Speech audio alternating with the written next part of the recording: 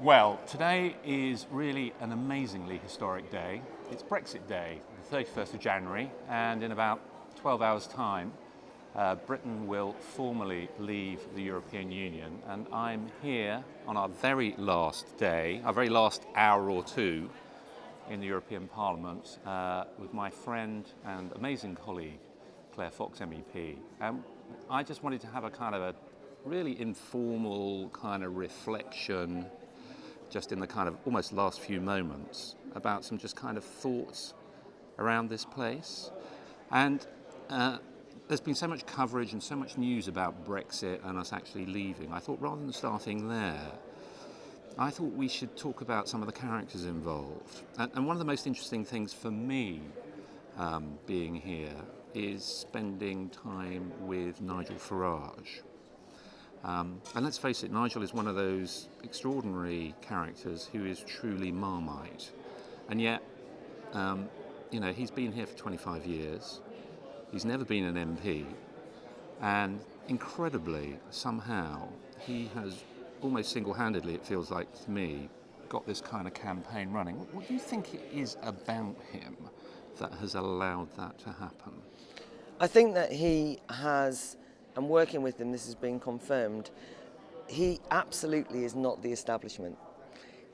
People might say that he went to a private school or he worked in, trading or whatever, and all of these things can be said, but he doesn't actually kowtow to establishment thinking. He's had to take some courage to do that, because once the establishment have decided that you're toxic, it's very hard to make your way back in. And I can't tell you how many people warned me against getting involved in the Brexit Party because of Nigel Farage, and I myself was anxious about it. And so I think that's at the core of it. But I think in this latter moment, when he set up the Brexit Party that allowed people like you and I to come together, we might never have met, but a diverse range of people from political backgrounds that are very far apart from each other, he actually did embody and created a party that embodied the democratic spirit and became the vehicle through which the electorate that Nigel has had so much relationship with over the years, through all his incarnations, he gave them something. He gave them us. We became the way that the voice of the voters who felt so thwarted and so betrayed could speak again. And that's why I think it's that bit's an act of genius. Yeah. It's really interesting, because I'm a bit like you, I'm the same. If you'd asked me a year ago, would I find myself standing alongside Nigel Farage, well, you could have pushed me off one of these chairs, frankly. And certainly through the duration of the period, I've had quite a lot of correspondence, from complete strangers, but also from really close personal friends who still saying, how could you, how can you, and all those sorts of things. But I do have to say that in the time, from the first gin and tonic when I first met him in that kind of cliched way in Leicester Square through to where we are now, that kind of stereotype persona really hasn't been what I have seen. When I think of the group meetings, the kind of very consensual conversations about what we should do, what our line should be, and all those sorts of things, the election campaign. Yeah. One of the things I've really admired has been that once he gathered this diverse group, actually any number of attempts at saying what an MEP should be from all sorts of people in the group who said an MEP should be this, an MEP. I remember him coming in, it was a great relief to me, and he said, no, you're elected as MEPs and you're now accountable to the people who voted for you. Right. So plough your own furrow. And I think you and I in particular were relieved to discover that actually, even though I think we've kept together as a very tight group, there's well-known defections, but actually we didn't even hardly notice that when they went. It was sad and disappointing, but actually we have kept together as a team for the time we've been together. But that hasn't felt as though we've had to bow the knee by any stretch. No one has ever asked to see a speech I've written. No one has tried to tell me what to do. And it was Nigel Farage who actually created a spirit of freedom. So I also would like to thank him for that, because it gave me the confidence to interpret my MEP-dom as I would want. Yeah, actually, I do remember the first meeting we had here in induction, which was probably in June last year, where we were being slightly read the Riot Act by one or two of our more experienced colleagues in terms of how we should behave, what we should get involved in, all of the rest of it. And I know you and one or two others were feeling a little nervous about that. And then Nigel arrived late, sat down. I think somebody put their hand up and said, and he absolutely said, no. Some of you will really want to get engaged with this place and you should do that. Others will have different priorities, you should do that. It's up to you to make the most of your time here. And that really was a kind of license to get involved and engage. Exactly, because I think the thing is we've had a division of labour approach. There's a lot of us, so we've been able to do that. Yeah. Some people have taken their committee duties very seriously, quite a lot actually. You more than many people, but on a range of committees. You are top of you are 170%. On the voting, I seem to have voted rather more than anyone should have done with a 170% voting record, according to the European Parliament. So who am I to challenge it? Let's be clear of that. There's the statistics. But I think that it's worked rather well because there's a way of trying to caricature the Brexit Party MEPs here as not having engaged. And actually many of us have found different ways of engaging, not just through committees, but through meetings with MEPs from all around Europe, from doing European media, from regularly attending plenary sessions and speaking, even if there's not been any other MEPs in the room, because it was kind of at the end of time. But I think that sense then, and I would like to say, I'm gratified for this, that one of the MEPs who's been very hostile, I have to say, until this moment, only this morning stopped myself and June Mummery and said, credit where it's due, I don't agree with your politics, but you have fully got stuck in and done your job and taken it seriously. And I think that's been, therefore you have to say that Nigel Farage encouraged those of us who wanted to have that approach. So I agree. I mean, I've been on the Iran delegation, and that has been a really interesting thing to do, and he was absolutely the one who kind of empowered that. So the other thing I think, for me, thinking about the last 2 or 3 days here, has been what I affectionately call Flaggate. This kind of situation which has actually been growing for the last 2 or 3 weeks since the powers that be here decided that all the delegations were no longer allowed, because it wasn't just the Brexit Party, to have their little national flags on their desks, which has sort of escalated across parts of the Parliament. And again, when I just come back to thinking about Nigel and his speech on Wednesday in the debate about the withdrawal agreement, the waving of the flags and things like that, I think there's an interesting thing about him, which is I think he would have been a brilliant music hall performer. And in the kind of dead, dull plenary chamber, which is actually set up in a way to kind of almost promote that kind of... how you cut through that, how you break through that, does require a bit of pantomime. But again, I know lots of people look at that and they think, well, no, hang on a second, that's Little England, or that's whatever else it might be. They don't see the Italians doing it or the French doing it. In fact, they didn't even see Guy Verhofstadt doing it, one of the arch pro-Europeans, with his little EU flag on his desk, although he wasn't told off about it, of course. I think it also sums up the kind of, if you don't see the bigger picture, you can misinterpret things. Yeah. I mean, actually, there was no fuss made about us having the little Union Jacks because it was just a mere symbol. And it was only right at the end when the ushers were instructed by a new rule that nobody had ever heard of before, that we had to remove them 2 weeks ago, that it turned into an issue. And it's then been used as a kind of a mean-spirited way of trying to turn something nasty that was actually harmless. And actually, as we leave this Parliament, many parliamentarians here are going to refer to the banning of the flag, because they did the other day, even in a debate on transport, people from all around Europe, not the Brexit Party, were saying, well, your attitude to banning flags sums up your arrogant federalism. You can't do this. And you can't even tell us what rule it is. But on the Nigel point about his use of the flag, I thought actually, we went into the chamber, he got his 4 minutes. I mean, goodness knows, he deserved to have a 4-minute speech.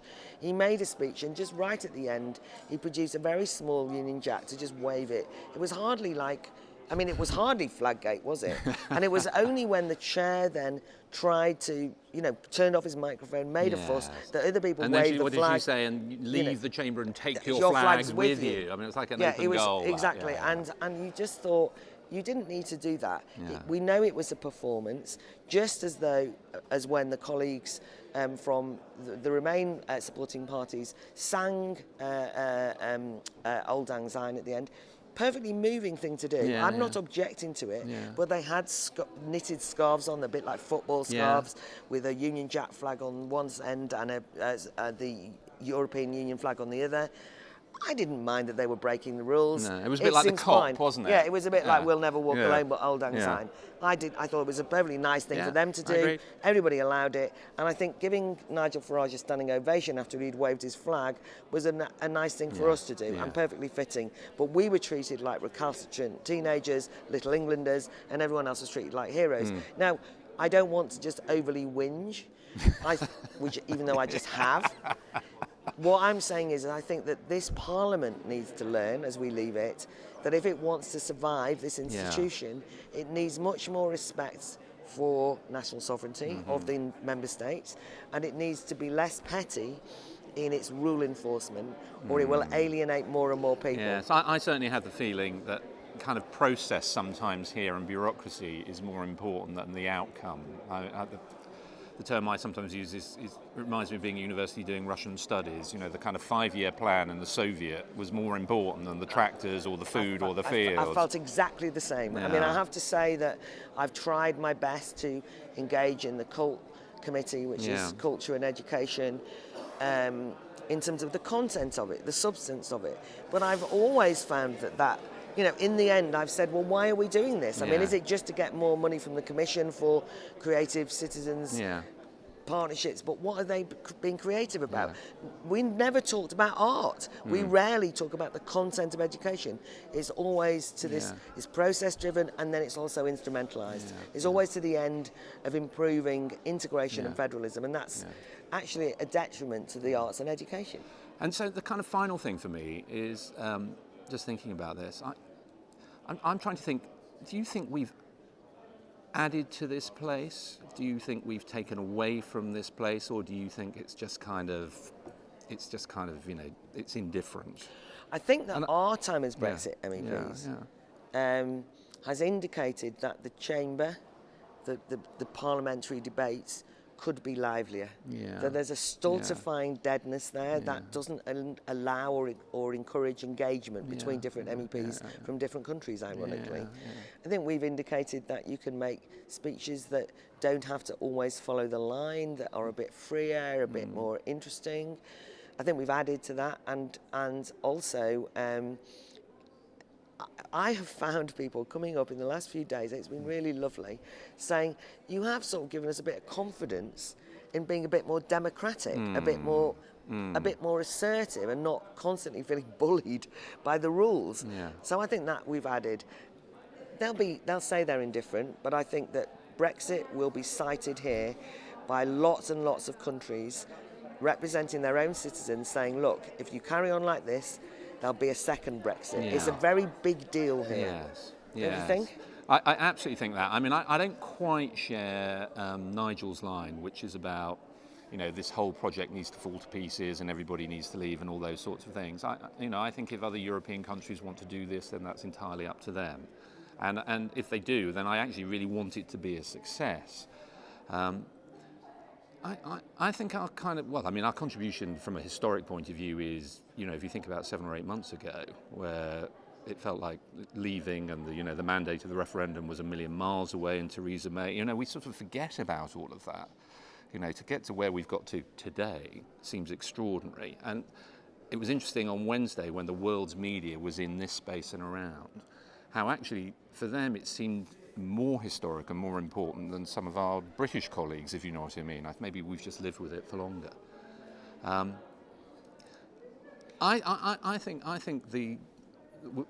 think that you're right about the Parliament. There are definitely MEPs who are now starting to write to the President saying we need to change the way the debates happen. We need to open the plenary more often, because actually the Parliament, even though it's, you know, the building is open all week, it actually only sits hardly at all. So people want to have more opportunity to talk about things. And I suppose the big issue is whether the European Parliament, which is held up as the democratic raison d'etre of the whole Commission and the Council, the European Union project, actually can manage to genuinely get to somewhere. I just was really worried by Guy Verhofstadt's comments again in the debate, where his kind of said the lessons for him for Brexit were that the EU had been too generous, it had given the UK too much years ago, too many opt-ins, too many opt-outs, he said. And actually what needs to happen is the EU needs to take more control, more sovereign power from the national states. And I think if that's the direction of travel, and it might well be, that's going to be a problem. Yeah, so if he doubles down, I think that's disastrous, if he and others. Just my final comments, because I think that you've asked a contribution. I think that when I've talked to MEPs from other countries, they all know Matthew Patten. And I think that you have been one of the MEPs that I've loved working with, I've learned a lot from, and I think the fact that you have gone your own way, met so many people, made such an impact, being intellectually curious enough, wanted to know about international affairs, found out about Iran that you didn't know about, but you were in the delegation, so you then made it your business to find out. I think that's an indication of the fact that we are not Little Englanders, we are internationalists in a different way and have had a different approach. I also wanted to say that, you know, two of the finest parliamentarians I've met, and I know that they've both got on with us, are Claire Daly and Mick Wallace from Dublin, representing the Irish MEPs. Fantastic speakers in the Parliament, often with you and I, the last people there doing explanations of the vote, trying to be accountable to our voters back home, try and raise interesting issues even when we're told we're not allowed to. And I think it's forging friendships like that which will carry on. Yes. I mean, we might not be in the European Parliament, but already they're contacting me and saying we must be in touch. But I just think there's some hope for this place being shaken up with the likes of them there. And I hope that we have been colleagues and comrades to them in the sense of saying, look, this place could be livelier. And we're going because that's what we were mandated to do. But while we've been here, we've tried to be productive and constructive and give a good account of ourselves. And I think you are one of the MEPs who's done that most convincingly, consistently. So that's my au revoir to you. Well, anyway, on that very lovely note, I think we've got trains to catch, I've got keys to hand in, passes to swap, all those sorts of things. The bureaucracy has not ended. The retreat from Warsaw when it comes to that. It's just, I've sat next to you in the plenary, we've done all sorts of crazy things together, made lots and lots of friends. It's just been such an amazing privilege. I agree. And I feel that's what it's been. It, exactly. So thank you very much. And quite moving. See you back in London, and from tomorrow, the UK is out of the European Union.